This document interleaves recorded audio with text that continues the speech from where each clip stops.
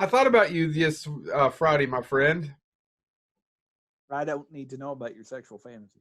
Well, it wasn't sexual, although it got there. I went to one of those crab boils, so yeah, it was kind of. There was a lot of hot butter and garlic. Oh my god, I could just smear myself.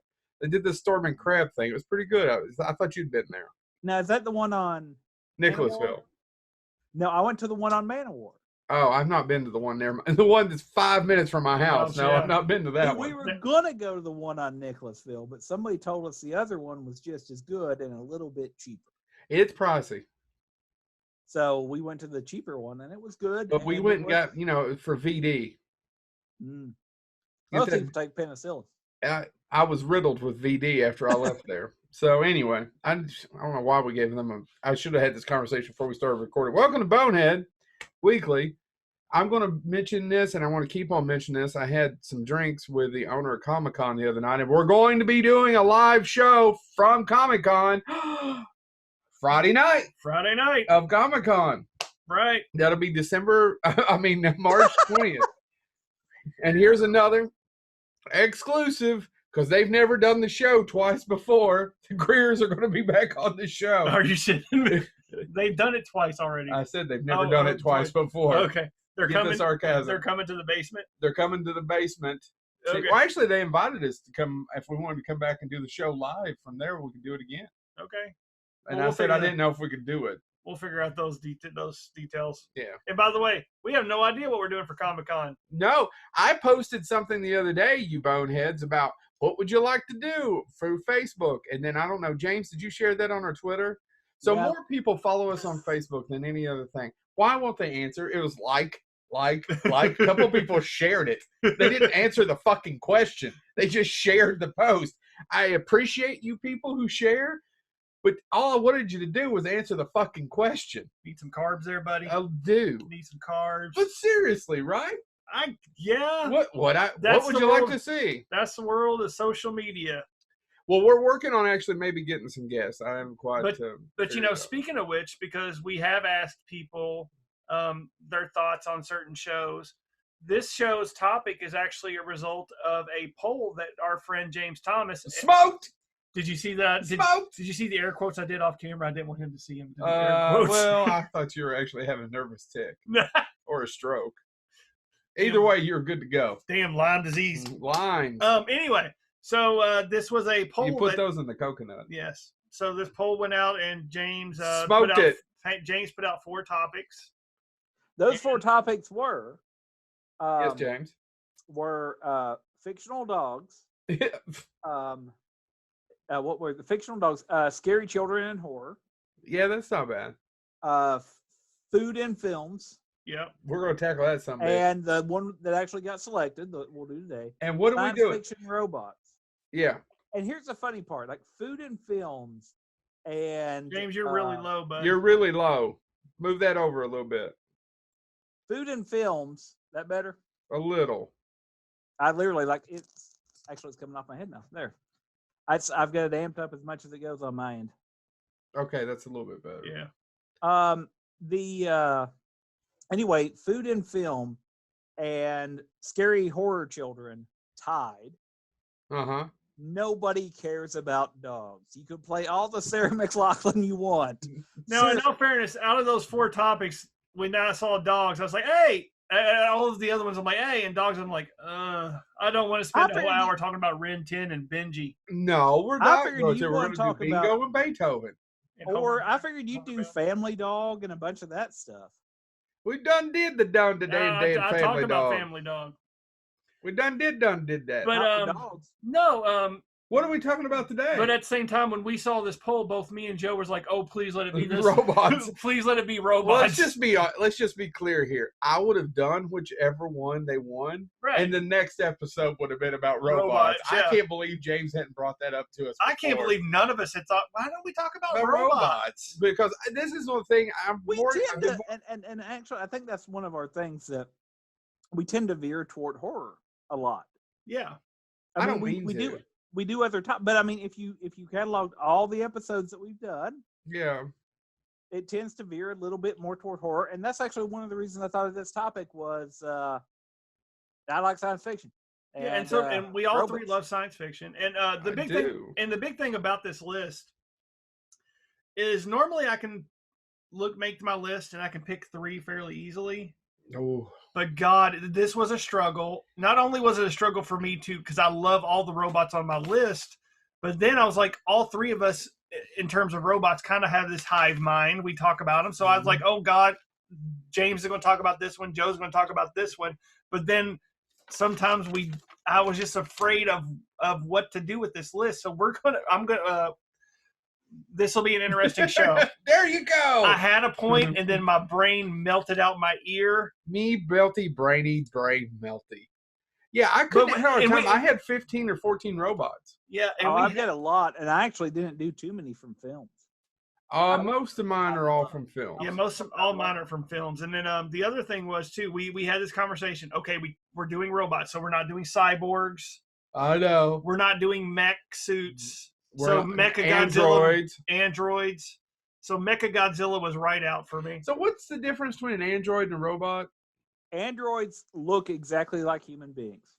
So Roy Batty, technically, would be an android. Is an android, yeah. So Data from Star Trek is an android. Right.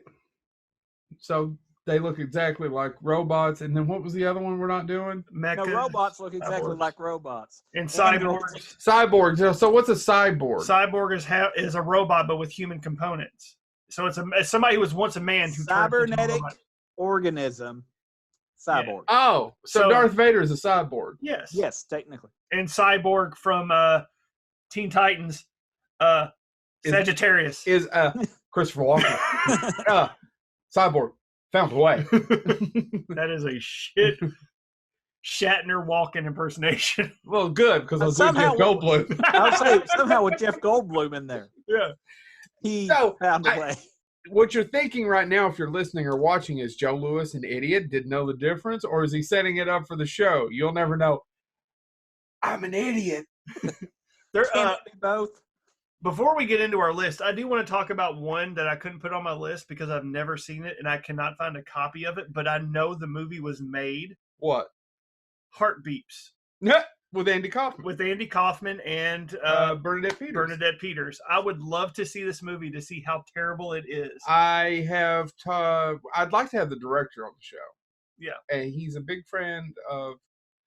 Well, let's not talk about how terrible it is, but it's renowned for being weird. No, I've tried. He also directed Caddyshack too. Oh, that guy. We need that guy. Yeah, we do. Yeah. Alan Arkish is who it is. Alan Arkish did Heartbeeps? I'm almost positive. Oh, I need to look that up. Yeah, I think so. But no, yeah. So if you're not familiar with Heartbeeps, Andy Kaufman, it's one of his few movie roles, plays a robot, and take the time to pull up Google image Heartbeeps to see how creepy these robots looked. That's all I want to say about Heartbeeps because I can't even talk about the movie because I've never seen it. We could do a whole episode on the worst robots. I would do. Go ahead. One thing I do want to say about Heartbeeps is it was nominated for an Academy Award for the first ever inaugural Academy Award for Best Makeup because of a certain Stan Winston. Oh. And who did the makeup. The robot, they look interesting. It's just I think the movie's supposed to be terrible, but I can't even say it's terrible. No, I've never even seen scenes. I know of it. I know the plot, but I don't know anything about it. Yeah, and if you look it up on YouTube, I think you can find the trailer, but that's it. So I just wanted to briefly mention Heartbeat. All right, who wants to go first, gentlemen? I think James should go first since he steered us towards this. James, go. I want to do one that I knew about years ago, and as I was researching, I was like, I want to reconnect with this and find it.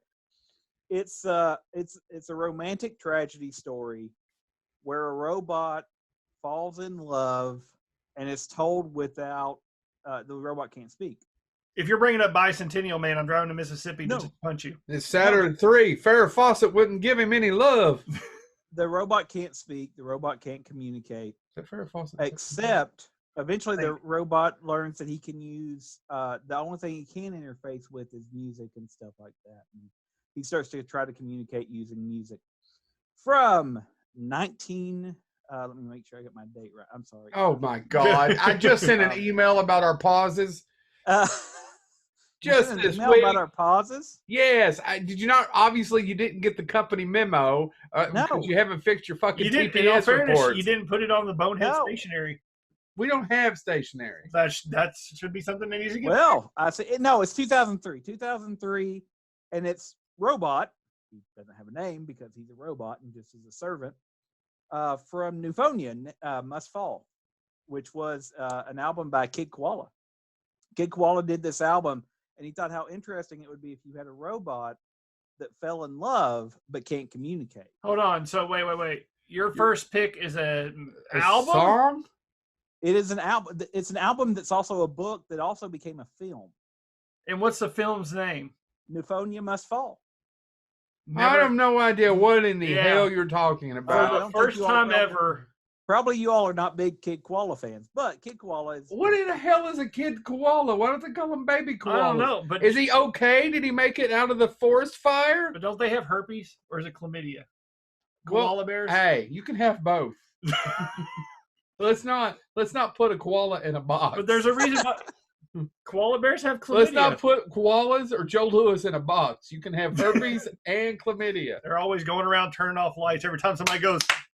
Clap on. Sorry, Clap James. off. It was originally actually the book. The CD actually came with the book that told the story about the robot. So it's from a mixed media, I guess you would say, because it's an album, it's a book, and then it later became a movie. And I wanted to bring it up because it reminds me. It's kind of a predecessor. You have to speak in that mic a little bit better, buddy. And there's the pause because why James messes with his headset. While we wait on James, let's talk about actual robots. You have a fucking song by Kid Chlamydia.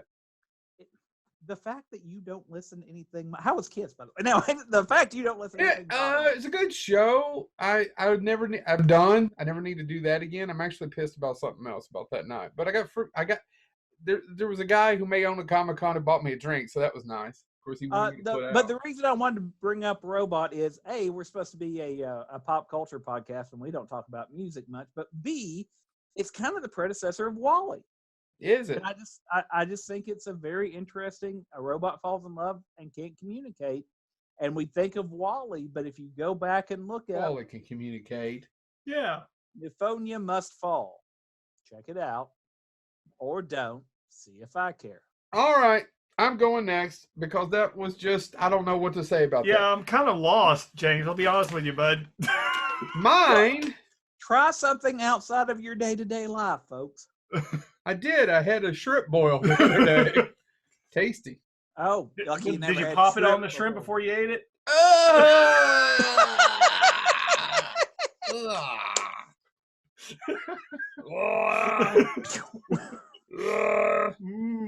Salty pus. Yuck. All right.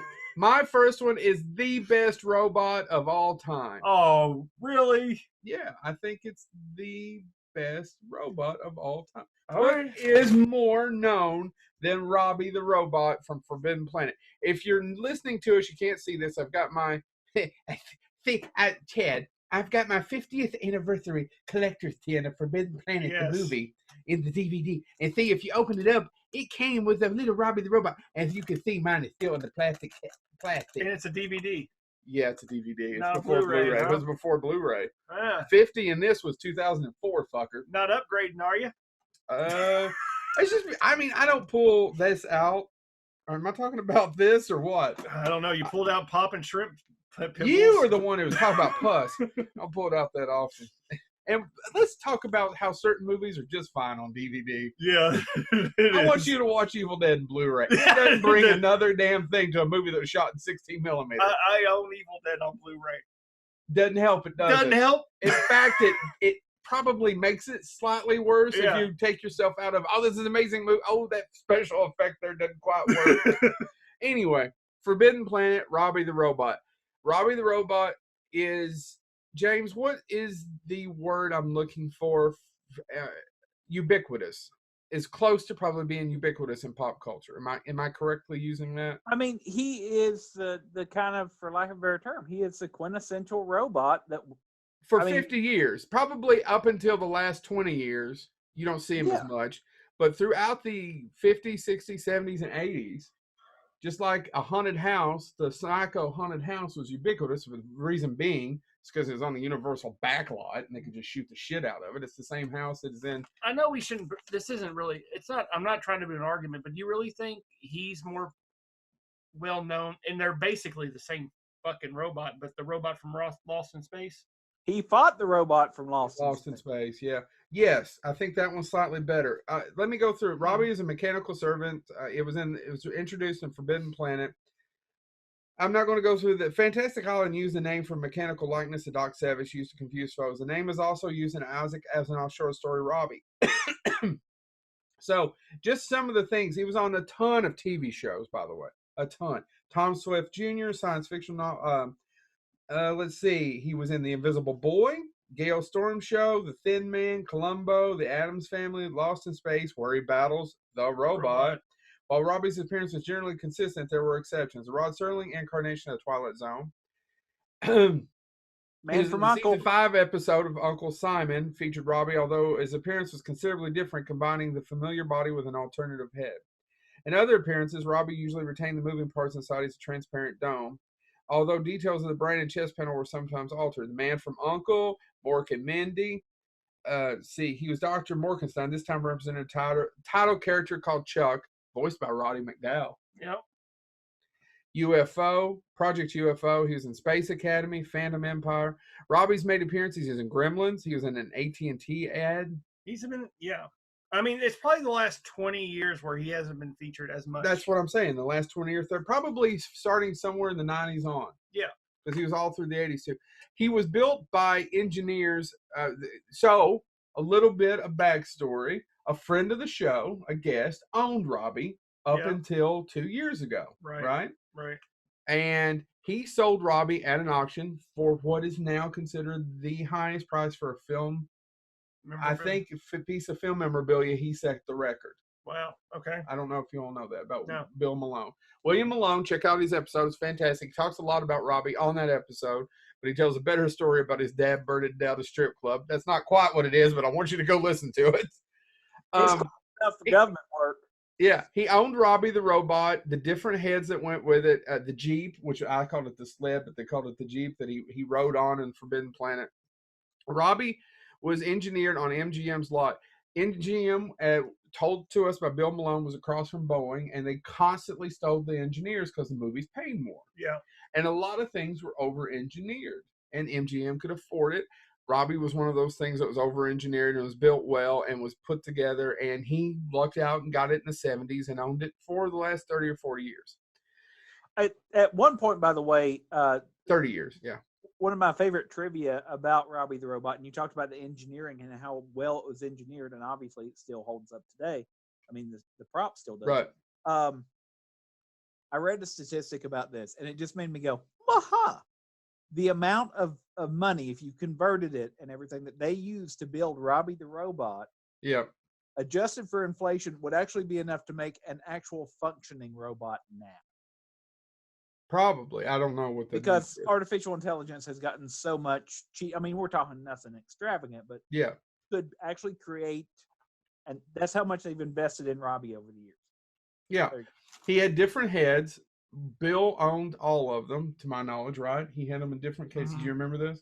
I mean, I wasn't here, but I watched the show. I listened to the show. Well, it's a good thing that you tuned in. We appreciate it. Thank you for your patronage. You're welcome. Anyway, they've been patronizing me real good. Sorry, that's a quote from Pat Garrett and Billy the Kid. Check it out. Anyway, Robbie the Robot. I thought James might pick him. I didn't think Chad would, but I thought James might pick him. And I'm a huge Forbidden Planet fan. It's my favorite Leslie Nielsen film. I'm joking. It's Naked Gun. But second to that is Forbidden Planet. Check it out if you've never seen it. Robbie the Robot.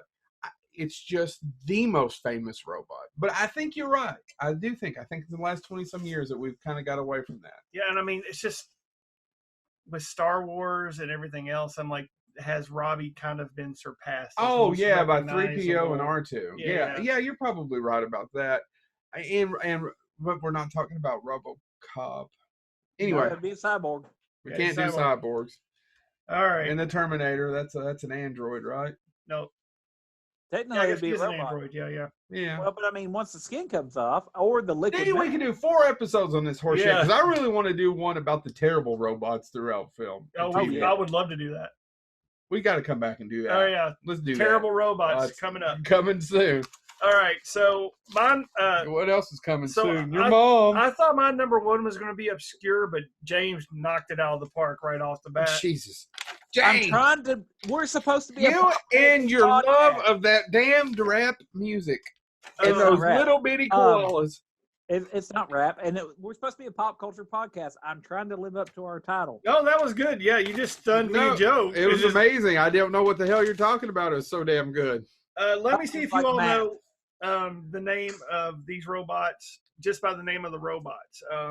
Because I didn't know they had a name until I did research on it. Okay. The Fix-Its. Yes, because I didn't know it till Friday, till I was researching it, that they had names. James, what about you? The Fix-Its? I've heard that, and it's probably. And what I I'm didn't know researching, one of the so I who don't- one of the writers was. Yeah, I didn't know. Okay, so we're on the same You boat. were on the same boat. We are talking about Batteries Not Included. Which is not a movie I enjoy, but it's one of Christy's favorites. I enjoy it from beginning to end.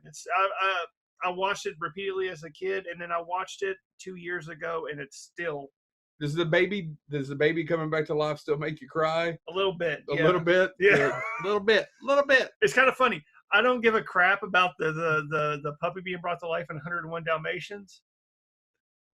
You Oh, son it's- of a bitch. I don't care. But that robot, so there is a robot that is stillborn, and it kind of gets thrown, it falls down a pipe. And and then it- this guy who can't be in a red car Yeah. takes it down. That's We're talking about Frank McRae and Frank McRae and this James guy is- who's giving who's the chief giving Nick Nolte a hard way to go. Let's go through all these other. We're gonna do Last Action Hero. He's also the chief in that. Yeah. Anyway, so this came out in 1987. It was directed by Matthew Robbins, who I would actually love to get on this show. He wrote. He's not more known for his directorial work as he is his writing work. He wrote Crimson Peak, Mimic, Corvette Summer, Bingo Long, and Warning Signs. Warning signs. I'll pull up the poster. He'll go, why? Yeah, and then so what Joe was referring to earlier about the writers of this, we looked it up. I did not know Mick Garris wrote this. And then more importantly, I didn't know Brad Bird wrote this. I knew Mick Garris wrote it. I didn't know about Brad Bird when I didn't know about it. either Didn't one make of them. my list. I'd lifted it off, but when I was looking through robot movies, Yeah. I knew Mick Garris was one of the writers. I didn't know about him. Yes, and it's actually Brad 4 Bird. writers, Brent Maddock and S.S. Wilson. And if you don't know what Batteries Not Included is about, it's about these people living in an apartment building. People are trying to tear it down because they're trying to make way for a bigger urban development, and they refuse to leave. Damn gentrification, which comes up on this show way too much. It's at the bottom of it is a diner that no longer functions. It was ran by the great Hume Cronin and Jessica Tandy. Did I say Hume's name right? Hume Cronin. Thank you. It also stars Frank McRae, as I mentioned earlier, Elizabeth Pena, and then Joe's favorite beard, Dennis Boutsikaris. Dream Oh, he does have a great beard, Yes. man. He does. Team. He does him and another guy that did a lot of television. I can never think of his name, but he has a great beard too. But anyway, so They both put my beard to shame. yeah, suddenly this apartment building is these tiny little UFO-shaped robots come from outer space, and they make their home inside this apartment building, and they begin to help the tenants by fixing everything around them, including the diner down below, everything else around this falling down apartment building, just to make it go again. It is a great heartwarming movie, especially with these It's robots. a little sentimental. It is sentimental. These robots don't talk. And the effects of these robots is fantastic. Now, are they robots or aliens? Well, they're alien robots. All right. They're Robots. Mechanical. They're mechanical. Yes. But does that make them robots? They're not built by men. They weren't built by man. How do you know? We don't know we don't know their You origin. just said they were alien. They are alien. They were built by so you're saying that somebody else in another planet is not It man? could be a different word. These are robots. Plain and simple. They are mechanical. Hold on. Now, there's no need to fight. You're not. Don't you dare pause again to Google because something. I am done talking about Batteries Not Included. I hope you go and check this out. James, it is a good movie. Joe may not agree with it, but I don't have. I enjoyed it as a child, but now it's a little too. It is very sentimental. It's a little too much sacred. It does pull at your heartstrings. One thing while James looks this up, I didn't mention this was actually just going to be an episode of Amazing Stories. That makes sense. But because Matthew Robbins actually did write for Amazing Stories. All the three of them wrote for Amazing Stories. That is true. That makes complete sense now that you've told me that. But Spielberg liked the story so much that he wanted to make it into a feature film. I think it was a bomb, wasn't it? It was a bomb. Yeah, it did. Yeah, it came and went, which is why most people don't remember it nowadays. But it's funny. Hocus Pocus was a bomb. And we can't get away from that piece of shit. Oh, God, I know, and I don't understand it. I was thinking of other Mick Garris films that he wrote stories on. Yeah. They didn't quite. I don't know why he won't do the show when you say such nice things about his work. Well. Oh, fuck that long-haired hippie. He's a busy man, but fuck him. Hey, you know what I like about Mick? He said no. No, yeah. No, seriously, I like Mick Garris. I almost said Mick Strawn. I like Mick Strawn, too. I do, too. Mick Strawn never told anybody no. Nope. God bless him. James, what's your second pick? Go on, James. I want to talk about one that, Mick told me no about a sexual favor, but anyway, what were you saying? I guess Joe might argue this one then doesn't meet the robot, but I'm going to say it's a robot anyway. Screw you, Joe Lewis. I can't argue because I probably won't know what the hell it is because it's probably from a rap song 4 years ago. No, I was going to go with Gnut. The what? Gnut. Gnut. Gnut? Or you talking about James? It's Gnut. James, talk. It's an audio platform. I'm trying to, but y'all keep acting all shocking. Gnut is from a story that was written by Harry Bates. Harry Bates wrote a story called Farewell to the Master. You have all seen this story. I know you know the story. You just know it by a different name. See, Gnut came to Earth with his good buddy. That's what I thought it was. Klaatu. Oh, yeah. Klaatu and Gnut were the original version of the story. And in the original story, the reason it's called Farewell to the Master, the way the original story ends is Klaatu is killed. Yeah. And Gnut stands vigil basically over the fact that he's dead and all this stuff.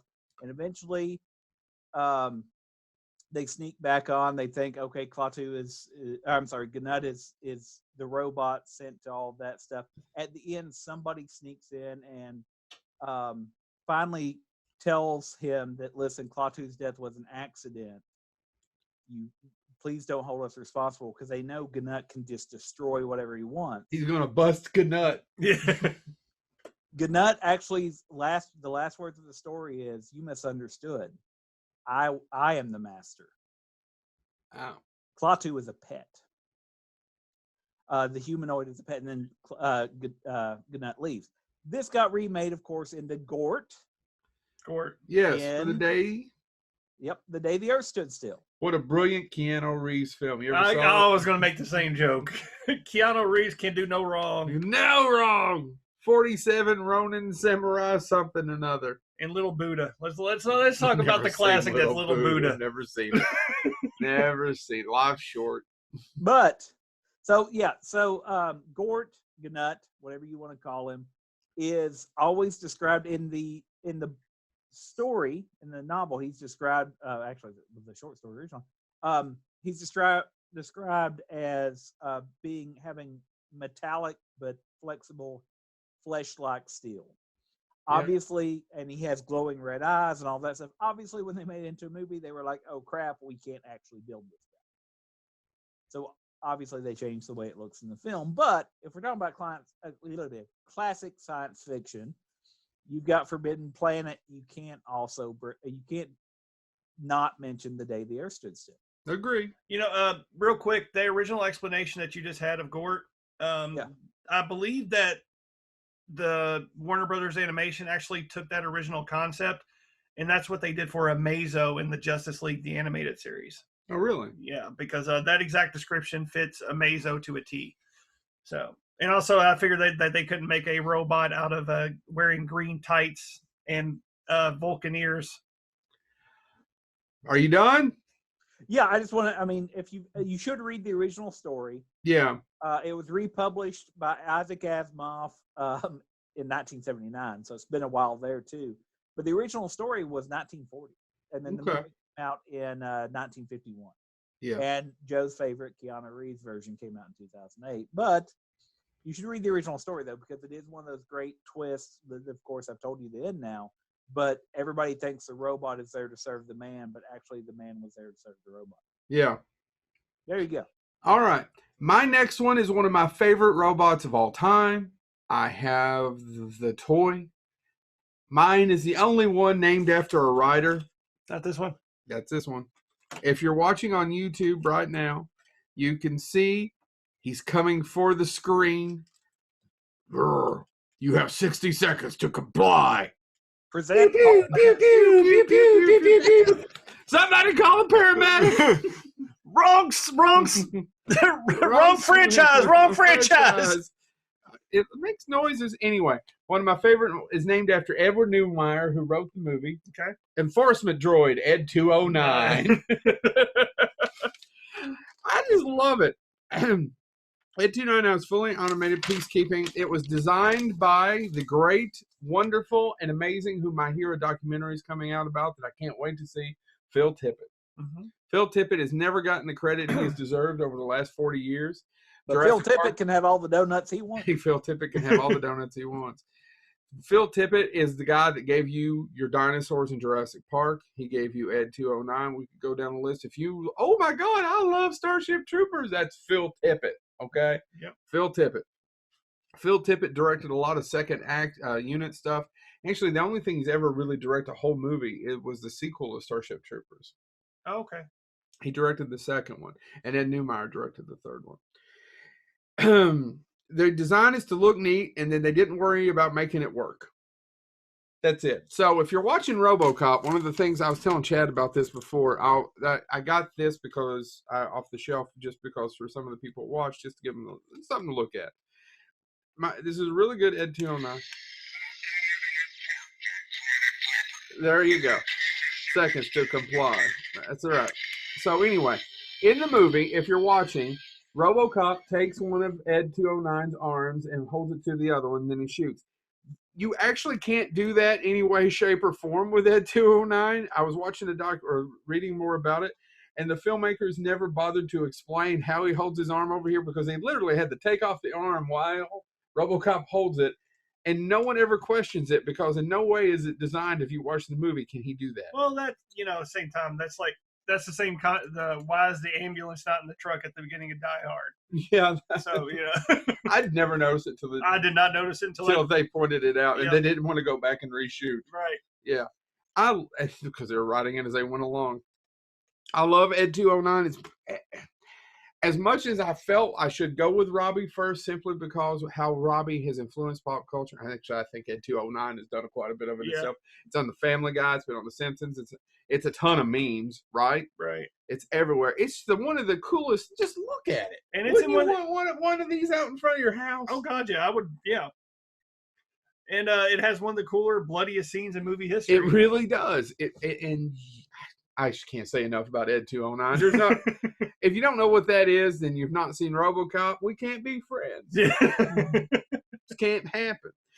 If you see RoboCop and you don't like it, we also can't be friends. Yeah, because how can you hate RoboCop? How can you even be iffy about RoboCop? I know. So I couldn't bring RoboCop on this because of your all's shitty out rules, shit house rules. Didn't you say You those brought rules? up that rule. I thought it was you two. No. I think I just agreed. Let's go back and read that later. Yeah, okay. But it lets me do Ed 209. Yeah. Who cares if it worked, Chad? You're next. All right. So mine is famous. It originated in literature. I can't stop. I'm sorry. Oh, so, you're saying? He has been in books, TV, and film. I am talking about Marvin, Hitchhiker's Guide to the Galaxy. Marvin the Martian. I know it's not Marvin. Paranoid. Yeah, he is. That's the one thing in that movie. I shouldn't say they got a lot right in The Right. Hitchhiker's Guide to the Galaxy. Yeah. But to do that book correctly, you have to dissect it and reassemble it. It's just so much of it is in your head with the humor. I'm Right. sitting next to an interesting shade of blue having a conversation. Right. How do you make that? I mean, do you see what I'm saying? Oh, yeah. Visually, how do you explain that? Yeah, you can't. But Marvin they nailed. Marvin they nailed. In the movie, it was voiced by Alan Rickman, and Marvin was actually in the American movie, not the BBC. Well, I'm giving Right. both credit. The James. big movie. Warwick Davis was inside the robot, and the British version it was Stephen Moore and David Lerner. Marvin is a depressed robot who sulks everywhere he goes, knows everything, but couldn't be bothered to help. So for a couple of the greatest lines, I think you ought to know I'm feeling very depressed. Well, we have something that might take your mind off it. It won't work. I have an exceptionally large mind. Yeah. And then Marvin, I don't know what you're all worried about. Vogons are the worst marksmen in the galaxy. Bullet bings off his head. Now I've got a headache.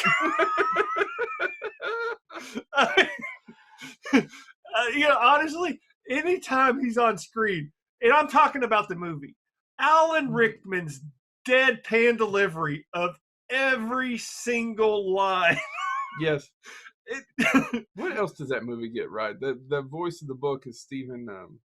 What's Stephen's last name? Fry. Steve Fry. That's nailed it. Yeah. Nailed that. The movie's flawed. Let's face it. It is flawed. But I like Mos Def, which I think he goes by another name. He goes by his original name now. Oh, does he really? I think. I don't think. Yeah, that was out of the box for me. But when I finally saw it, it wasn't terrible.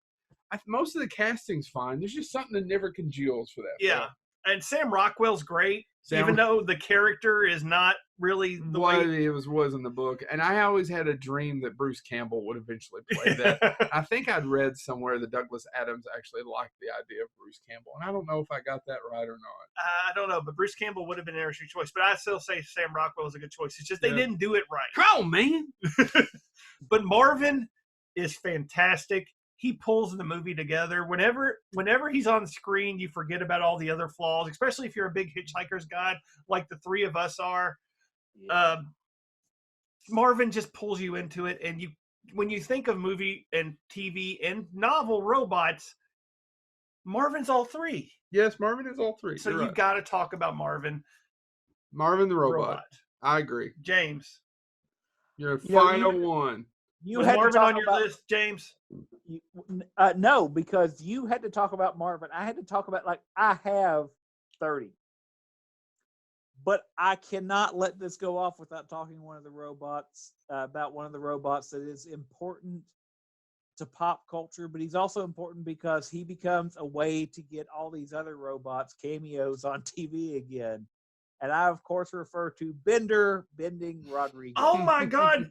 James, he didn't even make my list. What was I thinking? He didn't make my Oh, my God, I forgot about Bender. I thought about it and decided to concentrate on movies. Oh, my God. All of mine are from movies.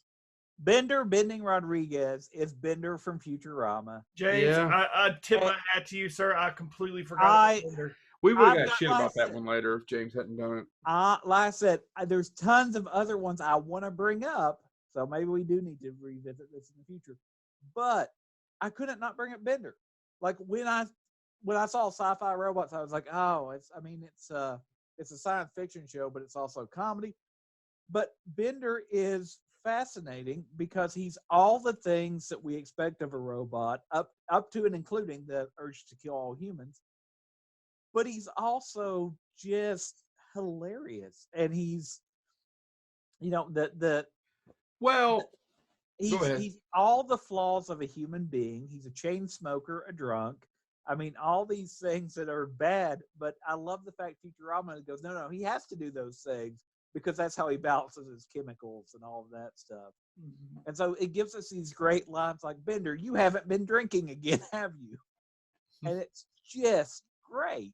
I'm sorry. One of the best lines. I still watch it just for this one line. There's one episode, where god. Anyway, but his line is he's walking around with some slutty female robots, and they're talking about how great he is. Shut up, baby. I know it.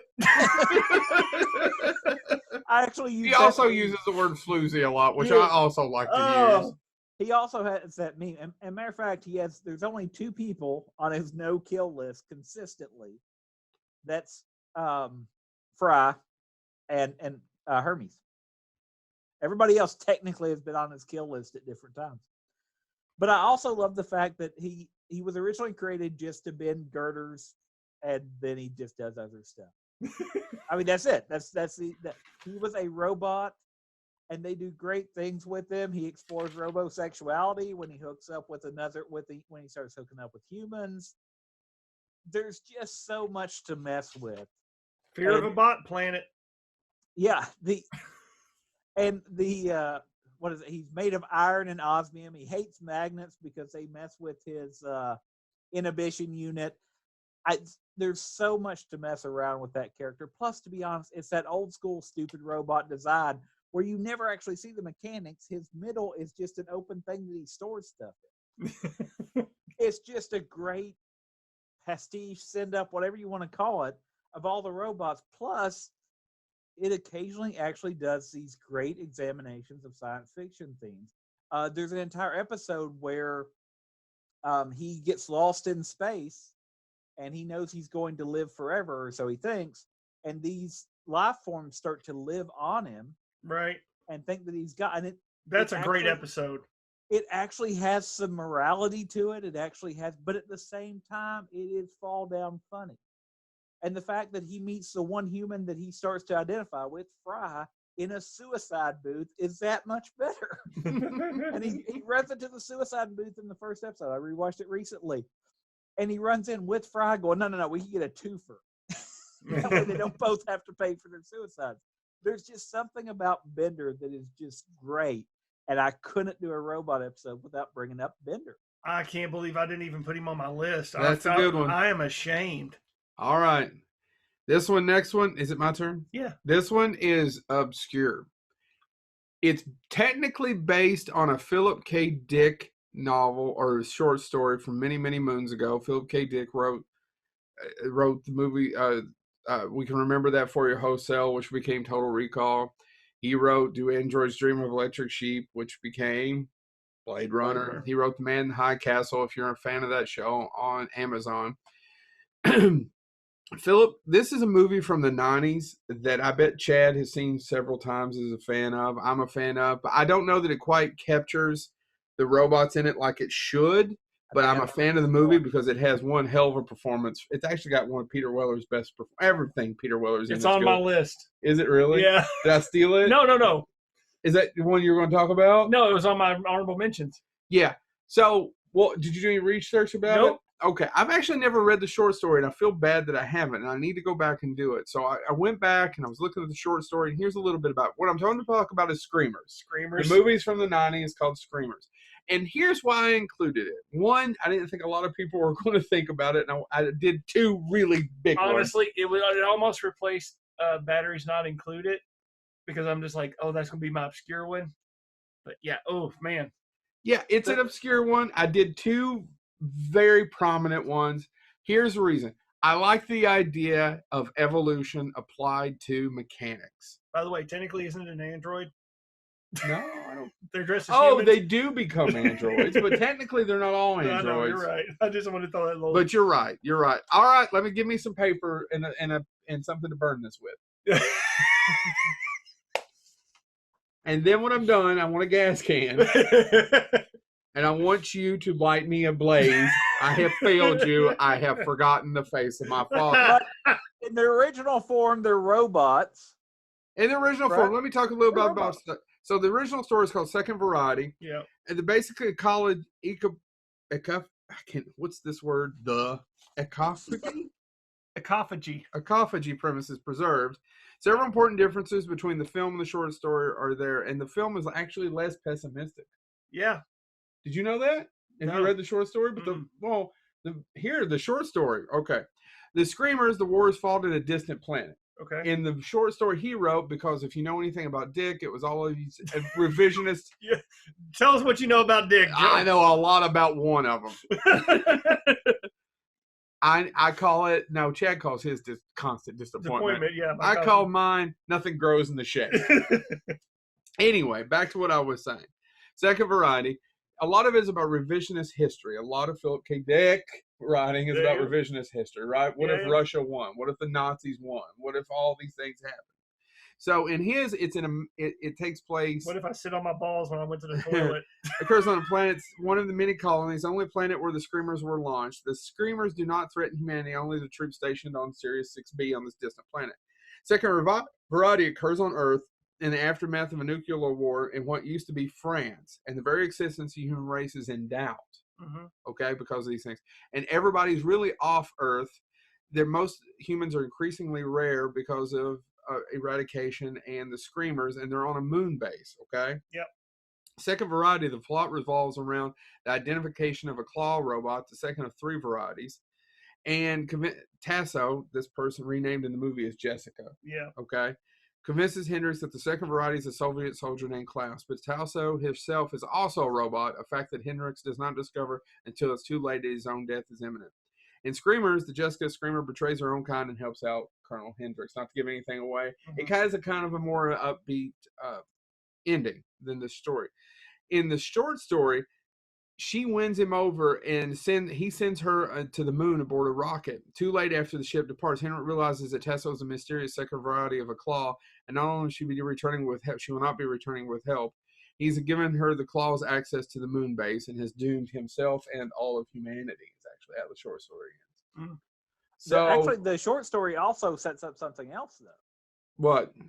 If you read the short story, he also realizes before things go completely sideways that the robots are starting to develop weapons to fight each other. Oh, I don't know. I didn't get that part. So have you read it? Years ago, because there's a sequel to it too.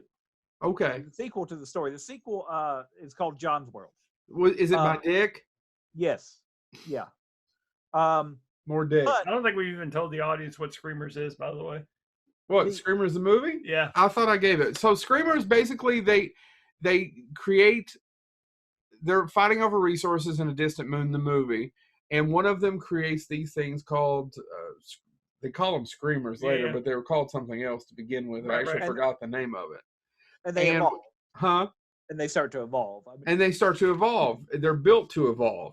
And then they've gotten more and more. So the one force wears a little thing on them that keeps the Screamers from attacking them, correct? Right. And then the Screamers have figured out how to get around that. Right. And the movie evolves from there. So the machines evolve. I find that fascinating. Yeah, it's a great, and it's a low budget film. Low budget film that kind of just kind of came under the radar. Nobody remembers. And it suffers from its budget. But it has Peter Weller. Jennifer Rubin's good in that Jennifer Rubin's in it. Yeah. The movie's good. Very entertaining. You got to see this movie. You should check it out. It has some really good scenes in it. And I'm standing behind one of Peter Weller's best performances. Oh, yeah. And that's saying something because Peter Weller's a really damn good actor. He is. And he doesn't get credit for it. He doesn't get credit for it. He's the best part of Star Trek Into Darkness. Yep. Not a shadow of a doubt. And by the way, historically, if you do want to read the story version, this is one that critics actually have held as one of Philip K. Dick's best stories. Oh, really? Yeah. It tends to be noticed as that. But yeah. I like the fact that it also ends with, the robots are going to repeat the flaws of their creator. They're learning to fight amongst each other now too. So it as Joe said, it is a bleak story because not only are we going to get wiped out, but then they're going to continue all the errors that we made fighting each other. It is a bleak story. Okay. Chad, wrap it up. Yeah, so I'm going to bring this one up because, and it's been brought up in a previous episode, but it's my favorite Pixar film. It's one of my favorite films of all time, period. When I want to talk about waste allocation, load lifter, Earth class. WALL-E, the animated movie. When you talk about robots, you've got to talk about Johnny Five. it made my list. We're gonna have Short to do another episode, circuit. aren't we? We're gonna have to do another episode. We're going to have to do another episode. I want to do two Too more. many. I want to do one more where we like them, and then I want to do one where we shit yeah. on some. Yeah, we Yeah. need to crap on some robots. Oh yeah. But WALL-E's it's a great movie, directed and written by Andrew Stanton. There's a few other writers, but Andrew Stanton was the main writer of the story. Basically, the world has been Surely they've seen Wall-E. I imagine everybody's seen WALL-E, especially if you're listening to this show. But WALL-E's such a great robot, and it's an emotional story. He's great. The first 20 minutes It's brilliant filmmaking because there's no freaking dialogue. dialogue until close to the end. There's no dialogue. Until 45 minutes. I don't think there's much other than he's watching the musical for 45 minutes. There's Yeah. no dialogue. There's a friend of mine's wife, and he's a really good supporter of the show, and I really like his wife too. But she was talking about how bad she hated the movie, and I said, "Why?" When it came out, she goes, "Nobody talks in the first 45 minutes." And what went through my mind is that's what astounds me about it. That's the reason I loved it.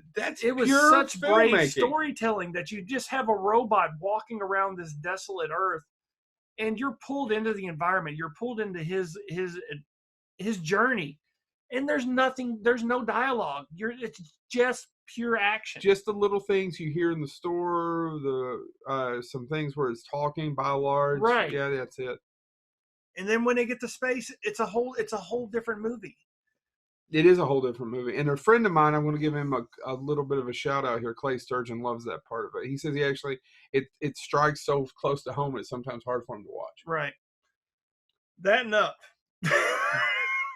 Yeah, I rewatched Up with Quint, which he just got bored. Yeah. Which I understand, but that's 10 minutes of brilliant storytelling too. Yeah, but WALL-E, if you love robots, you have to talk about WALL-E. And I know we left out some more well-known ones. I guess we're going to do honorable mentions because we're going to do. Well, do you want to do honorable mentions, or do you want to save it all for another? Let's save it because there's one I want to talk about that y'all are going to think is really obscure, but I think it's a great story that needs to be rediscovered. So let's really quick, one that I'm not going to do, even though I clearly have Star Wars on my cap. If you're watching this, I understand 3PO and R2D2 are iconoclasts.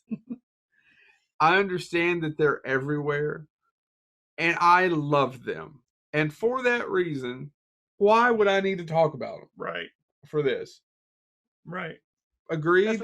That's one of the reasons I'm glad androids got removed from robots, because then it's the same thing with Star Trek. I was like, I could just do Star Trek androids because there's tons of them. I mean, there's not anymore. one Star Trek robot though that I want to talk about, but I really wanted to talk about the Board Queen, but I couldn't because technically isn't she an android? Oh, she She's would be a a cyborg. Cyborg, yeah. No, it's named Borg. Borg. Oh, I never thought about it. I didn't give a lot of thought to this, but I sure do Man, love Wall-E. Those shrimp boils have really affected your brain. It had lobster tail in it too, and sausage. So much sausage. Anyway, well, so shut up, James. Tune in next week. We may do Robots Part 2. Yeah. We could do the Crimson King. We don't know where this will go. It changes week from week. We've got a couple of guests lined up too. Also, that being said, we did this topic because y'all voted on it. Eventually, we'll post another survey on Twitter. It actually did get us our most engagements where people actually voted. So I got us way more than we've ever gotten on Facebook. And one more shout out, even though tons of people follow us on Facebook. One more shout. If you have things that you'd like to see us do live from Comic-Con, let us know. And we're going to encourage you, and I'm hoping that we'll be able to do another free ticket giveaway. And if we're able to do that, I want you guys to share it, start subscribing, get us out there, and earn those tickets. Because, by the way, Saturday tickets are going to sell out. Sunday may sell out too. So if we can get you some free tickets, save you some cabbage, you should support us. Damn it. We also just generally need, we need subscribers on all the platforms, YouTube, et cetera. Yeah. We just and need leave comments, rank us. We need those as well. We do. I need attention. All right, guys, is that it? We're going to do Robots Part 2 in the next week or two? Yeah, we've got to. There's just too many left. There's too many. Okay. All right. Well, this is Bonehead Weekly. Thank you so much. Come back for more. Why don't you hit the stop button on the recording? Oh, Yes. That's not stop. That's stop video. that is stop We video. won't be able to see James. No, he wouldn't be able to see us. Man, you really need to learn how to work Is your this a equipment. cyborg?